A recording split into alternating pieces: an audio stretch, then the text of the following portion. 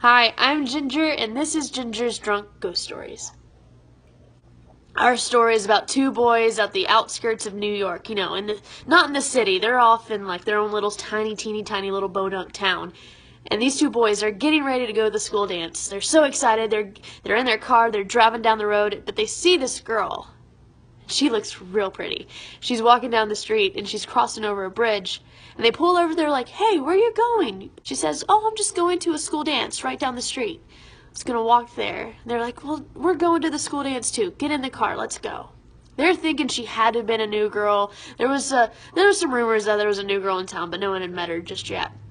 She gets in the car, she goes down there, she tells them her name's Lavender. She's wearing this beautiful pale purple dress. The guys are smitten by her. She's hilarious. But one of them's super smitten. He super crushes on her. They get to the dance, they're dancing all night long, they're having so much fun. Some of the people noticed that she didn't look familiar, but no one really said anything. Well, the night eventually had to come to an end. They get in the car, and one of the guys was helping Lavender into the car, and he kind of raised up against her shoulder, and he's like, "Oh my gosh, you're freezing. You're so cold."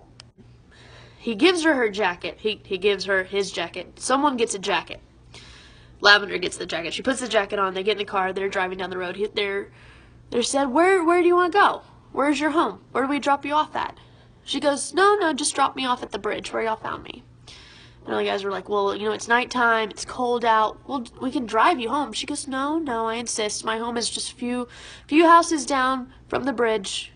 It is no big deal." So they dropped her off at the bridge. She gets out. She just walks off into the night. The guys were sitting there, and they were discussing everything. They eventually turned the car around and start heading back home. The guy notices his jacket's missing.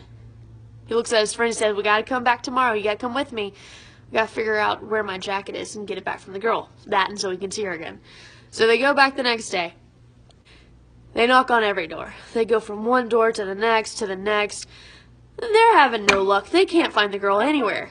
They eventually come to this very broken down home, and they knock on the door, and this woman, she comes up to the door very slowly. She's on walkers. She's got hooked up to oxygen. She's about 80, 90 years old, and if not, she definitely looks it. And they were describing Lavender. "Have you seen this girl? This is what she looks like. This is the last thing we saw her in, a pale purple dress." And the woman, she looks confused. She scratches her head, and she looks at them, and she goes, that sounds like my Lavender." And they're like, yes, that's her name, Lavender." She goes, "She died years ago, like 30, 40, maybe even 50 years ago." Boys look at each other like, that doesn't make any sense. They danced the whole night. They felt her presence. She was there. They're like, "Do you have any kind of proof of this at all?" Cemetery, her tombstone at the cemetery. It's right down the street from the bridge. You can't miss it. Well, the guys were like, "Okay, well, thank you." They said their goodbyes, and they asked, "By the way, how did she die?"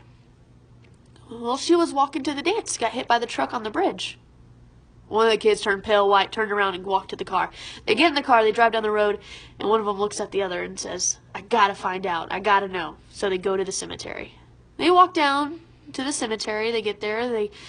They don't see anything, out of the ordinary, just rows and rows and rows of tombstones. They eventually walk 5-10 minutes down this little pathway, and they look over to the right by a tree, and they see something kind of shining some light on it. The guy goes, "That's my jacket." "It's my jacket." They look down at the tombstone. It says Lavender on it. Lavender's great.